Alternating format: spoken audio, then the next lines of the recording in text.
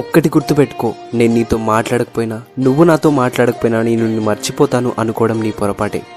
నేను నిన్ను మర్చిపోవడం ఈ జన్మలో జరగదు. ఎందుకంటే నువ్వు పరిచయమైంది నా మనసుకి కాదు, నా ప్రాణానికి. మనసు మారుతుందేమో కానీ ప్రాణం ఎప్పటికీ మారదు. నా ప్రాణం ఉన్నా పోయినా నీ మీద ప్రేమ ఎప్పటికీ పోదు. I love you ever for ever. ఓయ్ పిల్ల, నీకు ఎప్పటికీ అర్థం కాని ప్రశ్నే నేను. సరిగా అర్థం కానప్పుడు సమాధానం కోసం వెతికి ఆ తర్వాత దొరకలేదని నాపై అరవటం దేనికి బంగారం? మాటకు మాట సమాధానం చెప్పడం నాకు వచ్చు.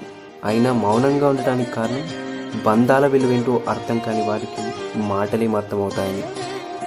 నన్ను వదిలించుకోవడానికి తను పడే కష్టం చూడలేక నాకే వదిలేయాలి అనిపిస్తోంది.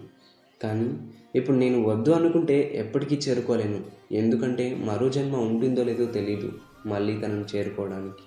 తాజ్మహల్ని ఈ ప్రపంచమంతా చూసింది, కానీ దానికి అర్హురాలైన ముంతాజ్ మాత్రం చూడనే లేదు.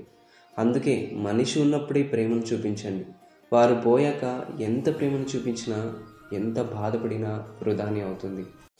మనకిష్టమైన వాళ్ళు మెసేజ్ చేస్తారని, కాల్ చేసి మాట్లాడతారని వెయిట్ చేస్తూ ఉంటాం.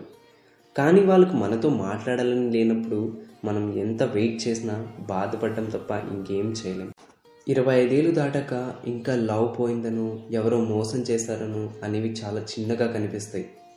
అసలైన ప్రాబ్లం ఏంటో తెలుసా? లైఫ్ బాబాయ్. లైఫ్ కోసమే ఏడుస్తాం, లైఫ్ కోసమే కష్టపడతాం, లైఫ్ కోసమే అన్నీ వదిలేసి ఒంటరిగా పిచ్చోళ్ళ పరిగెత్తాం. ఒక స్టేజ్ వచ్చాక లైఫ్ని సెట్ చేసుకోవడం కన్నా ఇంకేది ఇంపార్టెంట్ కాదు అని అనిపిస్తుంది.